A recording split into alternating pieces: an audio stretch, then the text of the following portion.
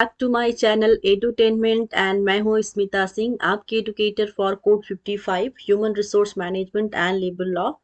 And हमने इससे पहले इस वीडियो के पहले हमने काफ़ी सारे PYQ सॉल्व किए हैं, MCQ सॉल्व किए हैं एंड यूनिट 1 एंड यूनिट 2 भी कवर कर चुके हैं। यूनिट 1 में हमने पढ़ा है principles and practices of management and उसका सारा थ्योरी पार्ट हमने कर लिया है with proper definitions and explanation and unit 2 human resource management as well we have done successfully, and in which we already have completed the theory part successfully with the whole explanation, right? So अगर आप code 55 के लिए तैयारी कर रहे हैं, human resource management and labour law and labour welfare के लिए कर रहे हैं तैयारी, तो आप मुझसे जुड़ सकते हैं क्योंकि मैं आपको यूनिट 1 to 10 कवर करके दूंगी, जिसमें सारा थ्योरी पार्ट कवर करूंगी एंड PYQs एंड MCQs भी आपके लिए लेके आऊंगी, जो कि एग्जाम पर्सपेक्टिव से बहुत ज़्यादा इंपॉर्टेंट है एंड वो पूछे जा चुके क्वेश्चंस भी होंगे एंड एक्सपेक्टेड क्वेश्चंस भी होंगे, राइट? सो इससे पहले हमने काफ़ी सारे PYQs सॉल्व किए हैं। So we are preparing for NTA UGC NET JRF 2022 most expected PYQs I have brought today for you guys.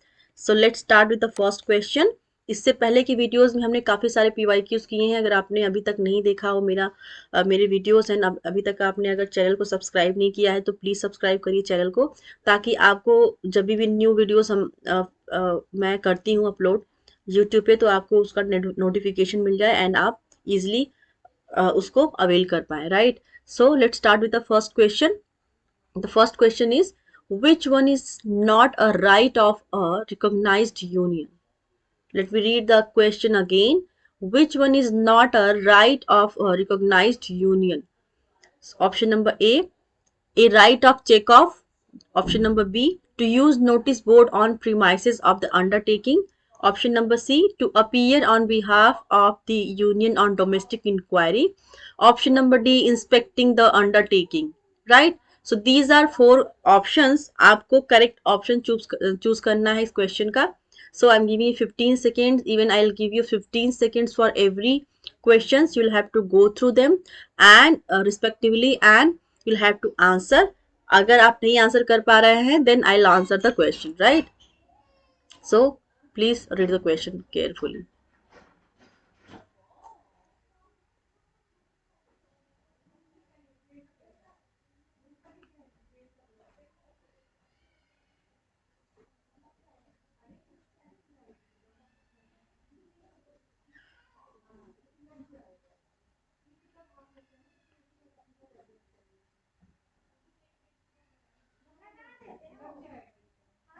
Right, so you must have gone through the question and you must have find the answer. So let's tell me the answer. The correct answer is option number A right of check off. आपको question में पूछा गया है which one is not a right of a recognized union, right? So not पूछा है, so इसका correct answer होगा option number A right of check off, right? Alright, so आपको चेक ऑफ इसका आंसर मिल गया आपको, just a second. And other options को मैं समझा देती हूँ। ऑप्शन नंबर बी क्या कह रहा है, to use notice board on the premises of the undertaking, that is correct, because आप किसी भी ऑर्गेनाइजेशन में देखेंगे अंडरटेकिंग जो भी प्रीमाइसेस है ऑर्गेनाइजेशन का, उसमें वो नोटिस बोर्ड रखते हैं जिसमें जो भी न्यू अपडेट्स होते रहते हैं, जो रूल एंड रेगुलेशंस फॉलो करना होता है, और कुछ चीजें अगर नई अपडेट होती हैं तो वो नोटिस बोर्ड पे लगा दिया जाता है, राइट? वो नोटिस बोर्ड हर तरह की इंफॉर्मेशन के लिए होता है। सपोज ऑर्गेनाइजेशन में अगर कोई स्ट्राइक पे जा रहा है तो उसका नोटिस बोर्ड पे उसका इंफॉर्मेशन वो चिपका देते हैं कि इतने दिनों में स्ट्राइक होनी है। लाइक आप देखते हैं किसी भी ऑर्गेनाइजेशन में देखेंगे अगर कुछ नई इंफॉर्मेशन और अपडेट होती है तो नोटिस बोर्ड पे चिपका दिया जाता है under the undertaking of premises. And option number C, to appear on behalf of the union on domestic inquiry. Domestic inquiry आप कर सकते हैं on behalf of the union के behalf पर domestic inquiry कर सकते हैं। and option number D, inspecting the undertaking, inspect कर सकते हैं। and second question, match the basic content of the theory list 1 with the theory list 2. यहाँ पे लिस्ट 1 लिस्ट 2 दिया गया है, लिस्ट 1 में पढ़ रहे हैं, लिस्ट वन में क्या कह रहा है, wage paid are the equal to the productivity of the last worker hired, and option number B, यहाँ पे ए और बी मार्क यहाँ से डिलीट हो गया है, आई थिंक सो। सो आप इसको ऑप्शन नंबर ए मान के चलिए, और ये है option number B. So option number B, wage hours and working conditions are largely a matter of relative bargaining strength of two sides. Option number C, which are residue left over after the other factors of production have been paid, and option number D, which equal the total product of labor of the marginal firm minus the amount discounted by the employer for advance support of the worker. And ये आपके हैं options A B C and D, and इसके सामने दिया गया है 1 2 3 and 4। इसको पढ़ेंगे, Taussig's theory of wage, marginal productivity theory, option number 3 the bargaining theory of wage, and option number D, option number 4 residual claimant theory. तो आपको correct इसमें करेक्टली मैच करना है कि कौन सी थ्योरी किससे रिलेटेड है, राइट। सो आपको मैं दे रही हूँ 15 सेकेंड्स, आप क्वेश्चन को अच्छे से पढ़िए और समझने की कोशिश करिए। अगर आपको आंसर आता है तो ठीक है, otherwise I will let you know the answer.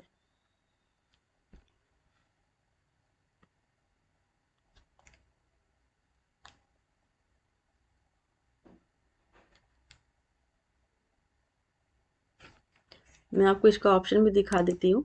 Yes, option ये रहे इसके,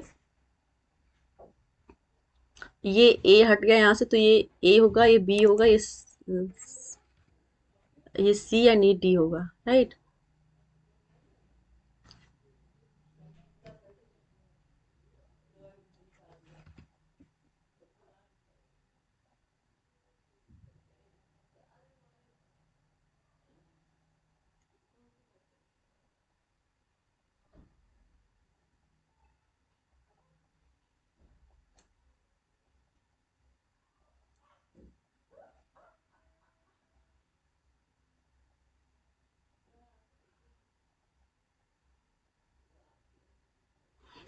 You must have gone through the, I guess you must have gone through the question.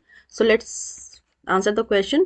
So ये रहे ऑप्शंस और ये रहा आपका क्वेश्चन, राइट।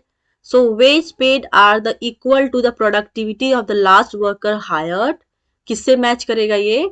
आपका सही आंसर, आपका सही ऑप्शन है option number two. Option number two would be the correct answer.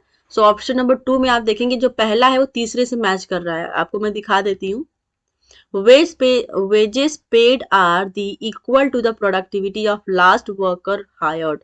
सो ये थर्ड से मैच करता है। The bargaining theory of wages, the bargaining theory of wages कहता है the wages paid are the equal to the productivity of the last worker hired, right. And option number B है wages hours and working conditions are largely a matter of relative bargaining strength of two sides. तो ये match कर रहा है option number two से, right. Two से ही match कर रहा है। तो इसके सामने है marginal productivity theory. Marginal productivity theory क्या कह रहा है? Wages hours and working conditions are largely a matter of relative bargaining strength of two sides. And option number 3 क्या कह रहा है?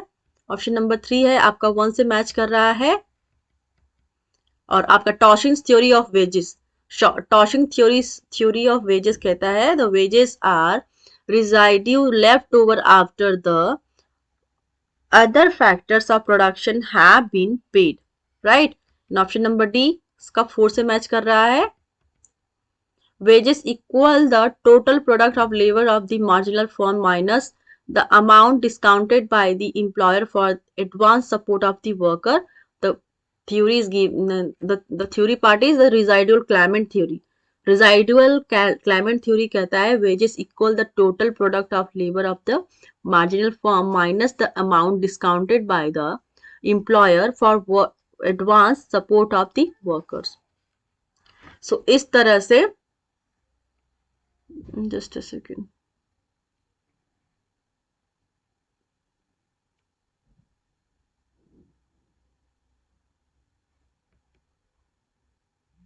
इस तरह से ये ऑप्शन नंबर 2 आपका करेक्ट ऑप्शन होगा, right.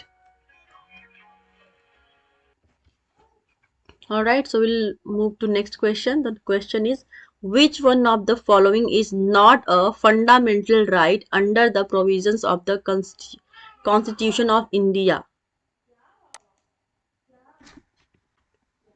Right, which one of the following is not a fundamental right under the provisions of the Constitution of India? Options है आपके. Option number 1, equality of opportunity in matters of public employment. The दूसरा option है prohibition of traffic in human beings and forced labor. Option number 3, prohibition of employment of children in factories act, factories etc. And the fourth one is just and human condition of work and maternity relief. So आपको find करना है कि which one is the correct option from the following given options. मैं आपको 15 seconds दे रही हूँ, आप questions को read कर लीजिए एक बार.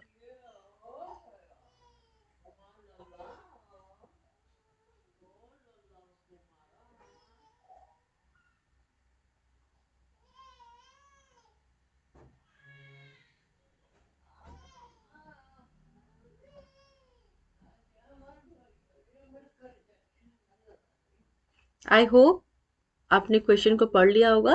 So let's find the answer. The answer is option number 4, just and human condition of work and maternity relief. ये फंडामेंटल राइट नहीं है. राइट, मेटर्निटी रिलीफ आपको दिया जाता है अंडर द वेलफेयर स्कीम आपको दिया जाता है, लेकिन ये फंडामेंटल राइट नहीं है. आप देखेंगे option number 1, equality of opportunity in matters of public employment. Public employment का एक राइट होना चाहिए हर इंसान की, हर इंसान के पास एक राइट है पब्लिक एम्प्लॉयमेंट का, राइट, कि वो गवर्नमेंट सर्विसेज करे. एंड ऑप्शन नंबर 2 है prohibition of traffic in human beings and forced labour. मतलब ये है कि आप प्रोहिबिट कर रहे हैं. प्रोहिबिशन मतलब प्रोहिबिशन है, हमारे गवर्नमेंट ऑफ इंडिया ने बनाया है कि किसी भी एम्प्लॉय को आप फोर्सफुली आप काम नहीं करवा सकते, फोर्स नहीं कर सकते किसी भी चीज के लिए. तो that is the right. And option number 3, prohibition of employment of children in factories etcetera.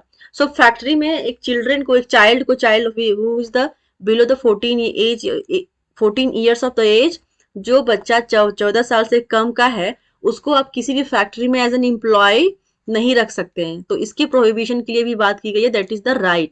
Right, so these three are the 1 2 3 are the fundamental rights except just and human condition of work and maternity relief. This is not the fundamental right, it is the welfare scheme. And the next question is, the concept of invisible hand theorem in the context of labor market was put forward by Adam Smith, Karl Marx, just J.S. Mill and Ricardo.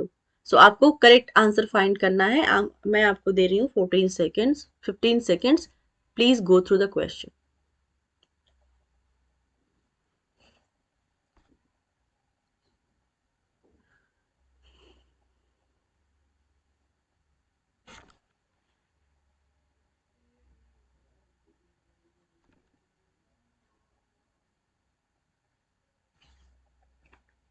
I hope आप सबने question को पढ़ लिया होगा. So correct option is Adam Smith. Adam Smith बात करते हैं concept of invisible hand theorem in the context of labour market. Right, so Adam Smith is the correct option for this question. Let's move to next question. Which of the following statements relating to the model grievance procedure are correct? Option number A, as per the procedure, an aggrieved employee shall first present the grievance verbally in person to the officer designed by the management for this purpose.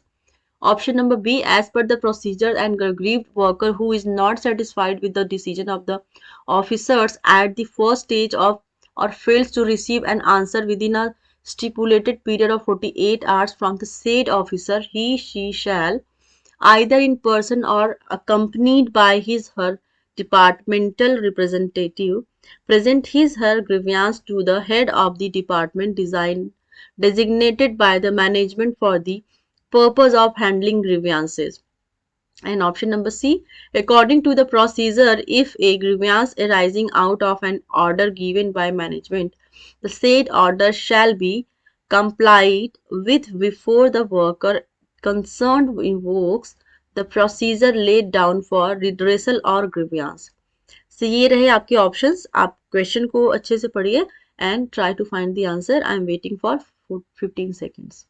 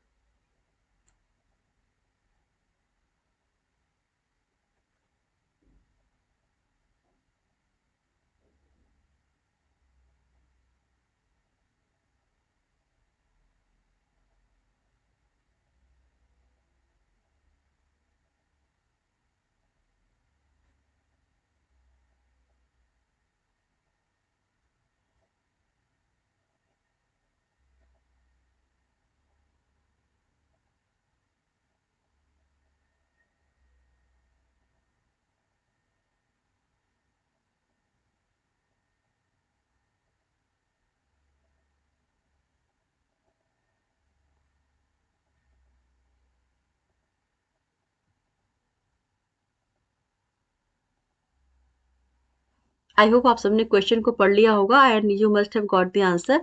सो यहाँ पे correct answer है option number 4. A B C all are the correct options.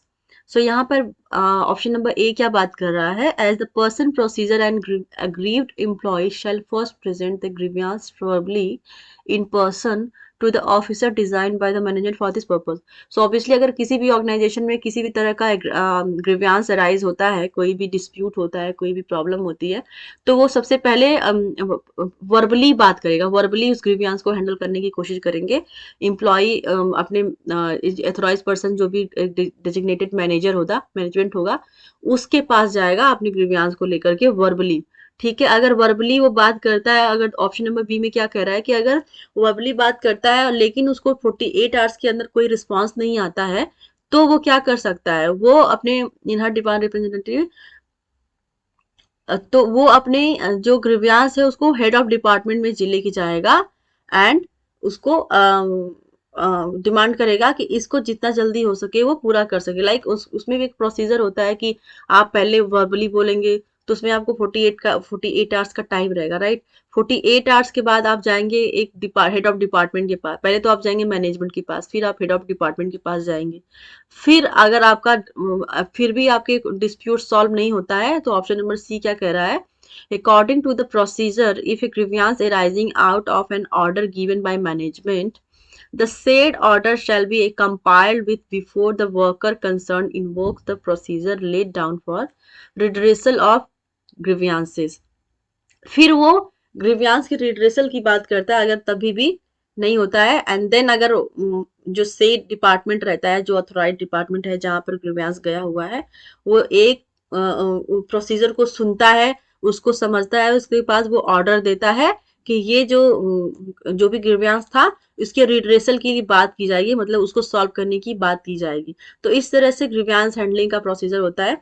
अगर आप देखेंगे grievance अगर तभी भी solve नहीं होता है तो वो ग्रीवियांस फिर जाता है लेबर कोर्ट में, फिर ठीक है, फिर कोर्ट ऑफ इंक्वायरी में, फिर इंडस्ट्रियल ट्रिब्यूनल के पास जाता है, फिर जाता है नेशनल ट्रिब्यूनल के पास. तो वो लॉन्ग प्रोसीजर होता है. यहाँ पे छोटे लेवल की बात की गई है. पहले वो अथोराइज मैनेजमेंट के पास जाएगा, फिर हेड ऑफ डिपार्टमेंट के पास जाएगा, फिर वहां से जो भी सॉल्यूशन आएगा कि ठीक है आपकी बात सुनी जा रही है, आप ये सॉल्यूशन है, तो उस ग्रीवियांस पे बात की जाएगी और उसको सुधारने की कोशिश की जाएगी. यहाँ तक बात की गई है यहाँ पर. तो यहाँ पे ऑप्शन जो ए बी सी है तीनों ही करेक्ट है, right. So let's move to next. Match the provision given in list A with their respective articles given in list B provided under the constitution of India. List A and list B है यहाँ पर. List A में क्या कह रहा है? Right to work. Option number B, equal pay for equal work for both men and women. Option number C, human condition of work. Option number D, living wage and decent standard of life. So ये रहे options. और यहाँ पे list B में दिया है, first है article 39, second article 43, article 42 and article 41. आपको मैच करना है कि ऑप्शन नंबर ए किससे मैच कर रहा है, ऑप्शन नंबर बी किससे मैच कर रहा है, सी एंड डी एज वेल. सो मैं आपको ऑप्शंस दिखा दे रही हूँ नीचे कि कौन सा ऑप्शन सही होगा. आप एक बार देख लीजिएगा. मैं पहले आपको क्वेश्चन दिखा रही हूँ फिर आंसर दिखा रही हूँ, राइट.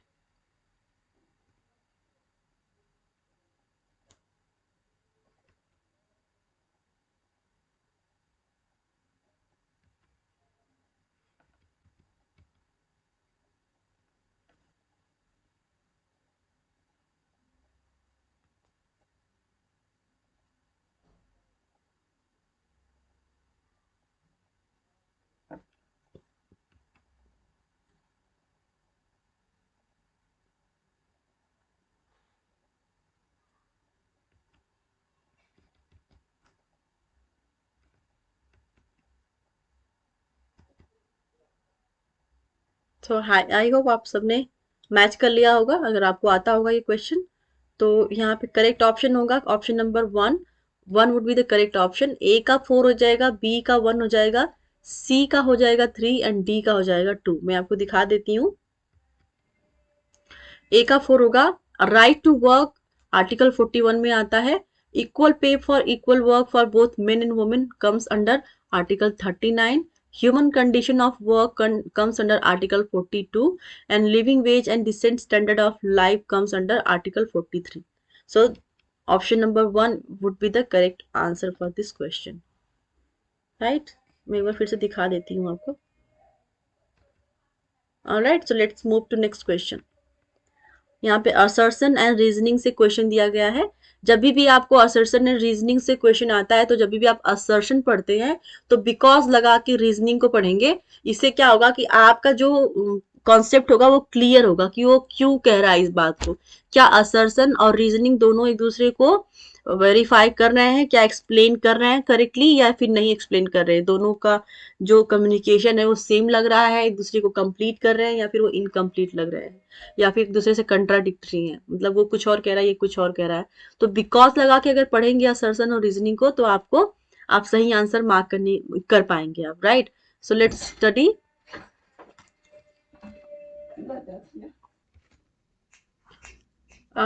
इस सेशन के लिए आज इतना ही। असर्शन रीजनिंग से क्वेश्चन हम नेक्स्ट सेशन में करेंगे। सो तब तक के लिए आप मुझसे जुड़े रहिए and thank you so much for watching my videos and thank you very much.